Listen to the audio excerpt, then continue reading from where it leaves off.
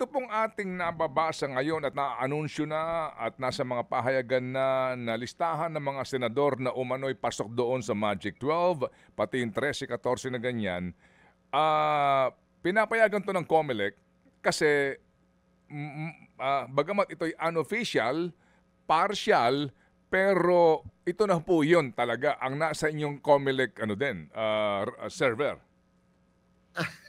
Sa katotohanan, Sir Ted, hindi po namin alam talaga yung ranking.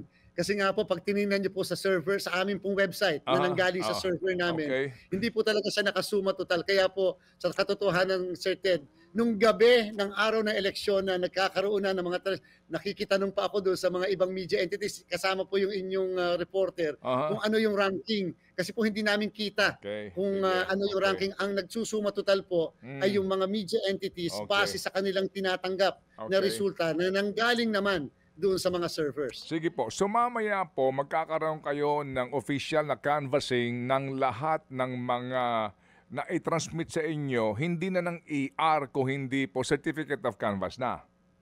Kahapon po nagsimula na po tayo, yun po yung unang araw, tayo po Oo. yung naka-58 kaagad. First Mhm. time Mhm. sa ating kasaysayan. 58 po kaagad tayo na COC. Okay. Sana ngayong araw na ito, Sir Ted, kahit man lang 100, tatapusin namin yan. Aha. Kasi 175 po lahat-lahat, Sir Ted, Okay. ang ating COC na hinihintay at inaabangan. Okay, ito pong mga COC magiging basihan nga to tally all the votes of the senators na tumakbo pati ho party list. And ang target po ninyo, kailan po ang proklamasyon?